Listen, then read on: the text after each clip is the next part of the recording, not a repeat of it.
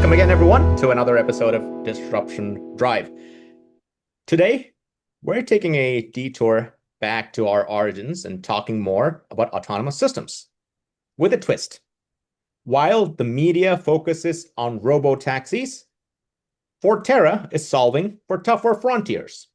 Not the smooth asphalt, Forterra goes off-road. They're building the autonomous systems to the often GPS denied, high consequence worlds of defense and heavy logistics. Where they go, roads don't exist. Failure is not an option. Edge cases are the norm. Joining me today is Andy Sussman, who leads commercial growth at Forterra. Andy comes from a long career focused on trucking, logistics, and mapping. He interestingly owns and sells ski resorts map on eBay. And if you want to look for him on LinkedIn, he proudly talks about it. He also happens to be one of the few people who talk about where autonomous fleet truly belong.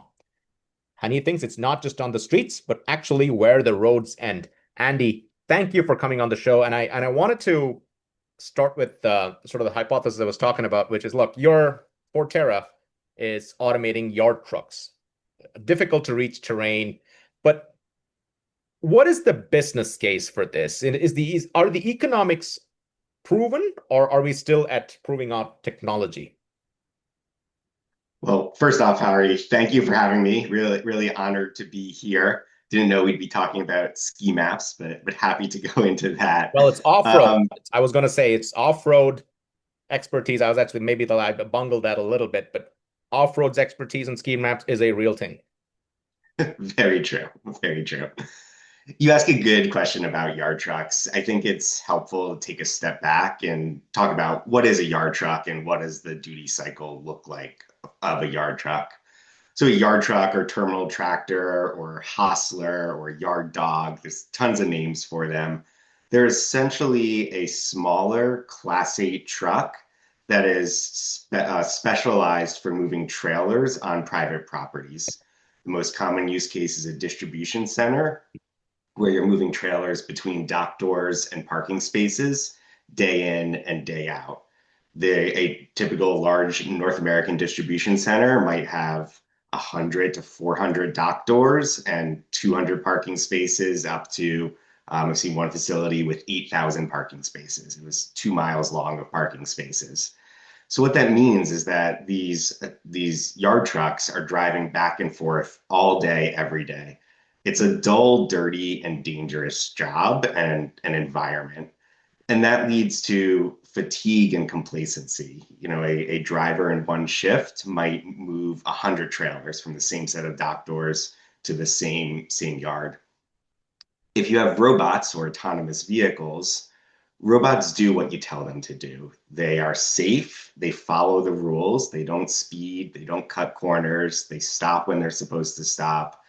They're also reliable. They show up on time, they're always available, they don't call in sick, and they can be efficient and optimized, where when you have a fleet of robots or autonomous vehicles working on one property, the customer can maximize and optimize their operations around that group of vehicles working together, as opposed to individual trucks completing the task.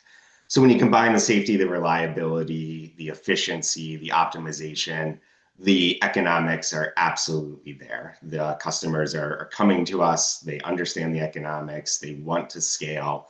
The technology is ready. We're really at that inflection point and starting to scale with customers. And it's a super exciting time to be part of the industry. And that's a great point you made. And let me contrast the your world at Forterra to, let's say, robotaxis, which of course the media tends to pay the most attention to. Let me ask you to contrast the sort of maturity levels for yard automation, which you just made, to robotaxis. So, in other words, how far ahead or behind are we for yard trucks than we are for robotaxis? Yeah, it's a great question. And I haven't worked in robo taxis in 7 years. So I'm Well, the speaking as media has a been telling you everything. exactly, yeah, speaking as a consumer of the media. Um, I think the technology for yard trucks is there. We are doing operational moves at live sites every single day, day in and day out. The safety case is there. Can certainly talk more about safety case. I think the biggest difference between automating yard trucks or commercial vehicles and automating passenger vehicles is really the base vehicle. So if you think of a passenger vehicle today, if you go buy a brand new sedan or pickup truck, it has ADAS, it has radar cruise control, it has automatic steering for the most part. So that means that the vehicles have a drive-by-wire kit built in, meaning the vehicle can be controlled by computer signals and computer inputs, and there's the proper wiring and safety certified components. A normal Class 8 truck that goes over the road on the highway is typically about 10 years behind a passenger vehicle, which means some have basic radar cruise control, but don't often have other ADAS features. A yard truck is often 5 to 10 years behind that Class 8 truck. So 15 what to that 20 years. means, Fair enough. yeah, what that means is that these yard truck vehicles require a lot of work to be able to be controlled by a computer, be able to be controlled by the autonomy kit. So at Forterra, we have a partnership with Kalmar, who is the largest producer of yard trucks, and we are working very closely with them to integrate a factory installed drive-by-wire kit so that our customers are getting that single system from the factory that has the base vehicle, the drive-by-wire kit, and the Forterra autonomy kit. The reason we think it's so important to have this integrated at the factory is for safety. It creates one single safety case across the autonomy and the OEM together. And that brings up an interesting point because, look, you are working in what you essentially described as the most outdated, the most legacy and traditional system on, and at least in transportation and logistics. Yet you're building the space age on the road, or call it off-road, space age off the road. How does your plug and play really work? I mean, what do you need to do to integrate? And in fact, you're starting at the factory, integrating it with the truck itself. But once you get out of that, and that's where you start, but once you get there to the actual yard itself, what's that timeline or life cycle to integration and operations? Yeah, it's a great question. And when people ask about integration with customer systems and customer operations, there's a couple components to it. The first is for dispatching. And so most customers today, particularly the large fleets, the names that you know, they have their own homegrown YMSs or yard management systems. So these are systems that they've built that optimize based on their operations inside the four walls of the distribution center, outside the four walls in the yard, and across their network. They optimize which trailers need to be moved in which order and then assign them to vehicles. We've developed an API that connects to these YMS systems so that we can automatically receive dispatches and the autonomous vehicles then execute their mission to move those trailers from one point to another. Because all these large customers have their own YMSs, it requires a bit of customization for the API. So we have a great team that works on that. But the idea is we've made it as standardized as possible. The basic commands needed are extremely simple: pick up location, drop off location, trailer number. But there are a lot of additional bells and features that some customers want, such as dock lights, which tell you if there's somebody inside the trailer loading or unloading the trailer or not, or additional statuses around the trailer and features like that. So API integration for dispatching is one thing that has to be done in order to scale. We can run operations if a customer doesn't have a YMS. We can dispatch through our own system called TerraLink. That's also done for remote monitoring, but most large customers want to integrate. Then there's the physical integration. So we have designed this system to be self-sufficient. All of the compute is on the edge, on the vehicle. All of the path planning, behavior generation, safety is all executed on the vehicle. So the vehicles act independently. There's no on-site infrastructure needed. That said, it's a modular system. So Forterra is a defense company, and we have the commercial division, which is rapidly growing. Our stack, our autonomy kit, is the same across all of our defense vehicles and with our commercial yard trucks. but we have different amounts of sensors on different vehicles depending on their size.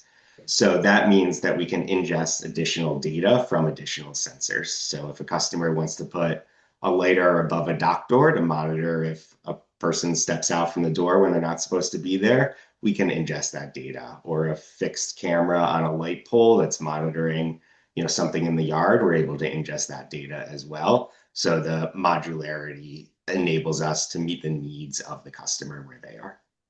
That's a great point. But let me actually pick up on something you said because I know you lead that effort. Of course, you have a history and a legacy of being a defense system and a defense solution, but you now have a very clear dual focus of going from defense to commercial. You're tasked with commercial deployments. How are you translating that? Yeah, well, from a technical standpoint, it makes a ton of sense to have a dual use product. A lot of the features that were developed for defense are also needed and help create a more robust product for commercial. A good example is dust. We have a number of defense vehicles that actually run in autonomous convoys, where there's multiple vehicles driving high speed, relatively close together on dirt roads. That means that every vehicle but the first vehicle is covered in a cloud of dust. Dust is really hard for perception systems, particularly cameras, and to see through. So we've developed very advanced dust filters to mitigate the impact of dust when driving autonomously. Turns out in the commercial space, dust can also be an issue. A lot of these sites are in desert locations or are near construction sites, or have construction going on the property. And so we see dust quite frequently. And so having that dust filter enables us to perform better in commercial applications as well. And then from a business standpoint, the government is really focused on commerciality when they're purchasing products. So it is the same, we sell the same product, core product to defense customers as we do to commercial. It's auto drive, autonomous driving, and TerraLink remote monitoring. That's interesting. Sell both of those You're saying the government products. actually, the defense actually wants you to be ready to go commercial if necessary. That's an interesting, I had not heard that, but that's a very interesting insight. Yeah, not only do they want us to be able to go commercial, they want to see that they're getting the same pricing as a commercial customer. But why So is they that? Do they want feel that a commercial grade solution is inherently, higher or just has there's more going into it because it's meant for plebeians or what is to, there? Yeah, I think it's partially that. I think it's partially another vouch for the got it. viability of products, and then a lot of it is, I think, protecting pricing. Government is moving away from time and materials pricing and towards buying products, and so they want to make sure that the price they're paying for the product is the same that a private sector customer would pay. But and defense would typically often when you're selling it for at least the United States defense, where you'd be selling it at the cheapest price. At least when I was in as well, they'd be it's military pricing, right? Assuming. But let me ask you, let me go to on the issue of course, you're working in these extreme environments. I want to talk a bit about edge cases. I think I know I'm talking about robotaxis. We had Waymo stranded during rains in Los Angeles, and there's a back and forth on why that happened. Waymo claims they were not really at fault, but of course the media may say differently. Now you operate in even much more challenging environments. How do you establish those resilience protocols in this GPS denied, mission critical environments? Yeah, it's a great question. On the GPS denied, again, this is another area where having a defense background really helps on the commercial side. For one of Forterra's earliest patents is around our navigation system. It is extremely proprietary for the US government, but we are able to use that in the commercial vehicles. And so that means that we can operate in GPS denied environments or environments that are obstructed. If you think of really tall metal buildings that have overhangs, that can get really complicated for localization, particularly for docking a trailer when you need to be within a couple of inches of the center of the dock door. And our proprietary navigation system helps with that tremendously.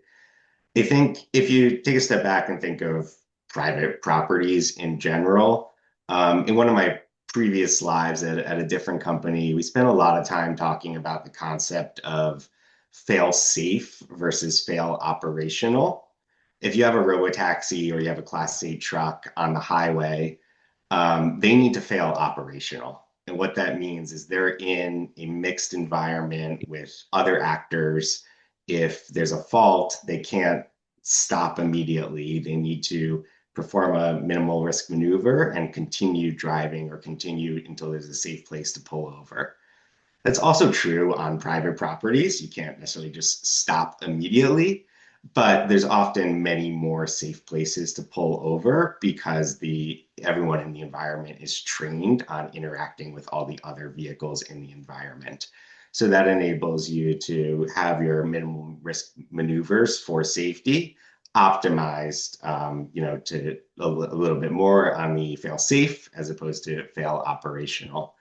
And then the other thing is, Saying that yards are, fail safe optimizes for safety, fail operations optimizes for the operation. Fair enough. Go on. yeah. Final thing I'll say here is yards, going back to Forterra, yards are pretty chaotic. There's vehicles coming from all directions, there's trailers moving all the time, but they're also somewhat predictable. There's usually only a set number and type of vehicles. There's not going to be bicycles and motorcycles and children playing, catch with their dog in a yard. They're very secure environments. Everyone on site is trained in safety and trained on how to interact with an autonomous vehicle.